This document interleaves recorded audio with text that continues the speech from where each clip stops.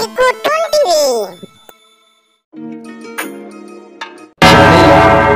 सुट्ट्या लागल्यामुळे mu, Ricky, चिकू, ओवी आणि गाथा हे सर्व भावंड आपल्या आजीच्या गावी आले होते।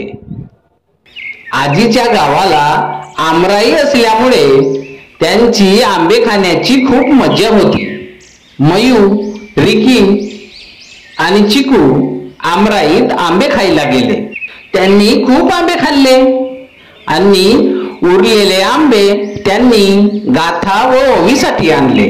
एके दिवशी आजी आपल्या सर्व नातवंडांसोबत बसली असता आजी आपल्या नातवंडांना म्हणाली, किती गरमी वाटते नाही बाळांनो? जर आता पाऊस आले तर किती मजा येईल नाही?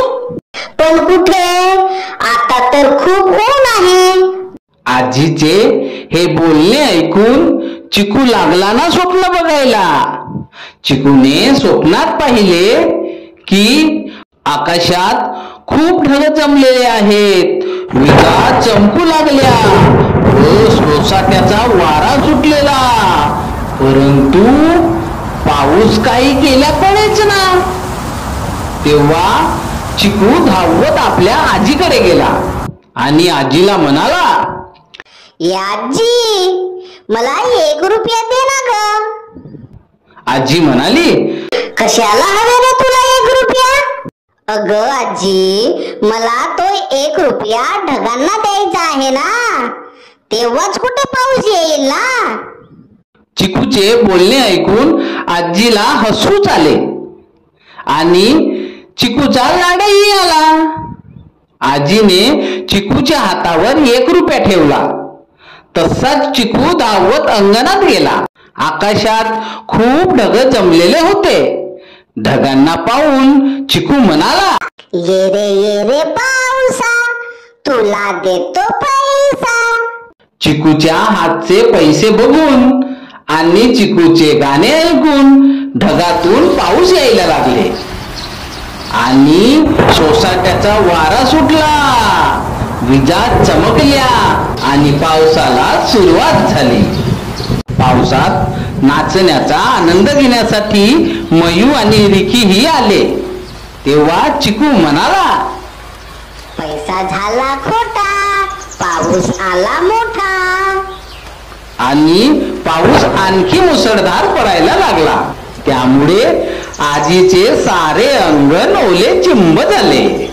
पाऊस मुसळधार येत असल्यामुळे ओवी आणि गाथाने आजीच्या घरचे मडके आणले आणि ते मडके पावसाच्या सरीवर धरले, परंतु सर जोराने आली आणि काय, ओवी आणि गाथाचे मडके पावसात वाहू लागले।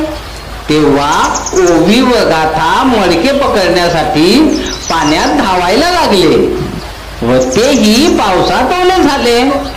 ओले झाल्यामुळे त्यांना खूप आनंद वाटला आणि त्या नाचायला लागल्या। तर दुसरीकडे चिकू, मयू आणि रिकी ही अंगणात पावसाचे पाणी जमा झाल्यामुळे ते आनंदाने पावसात भिजत नाचायला लागले।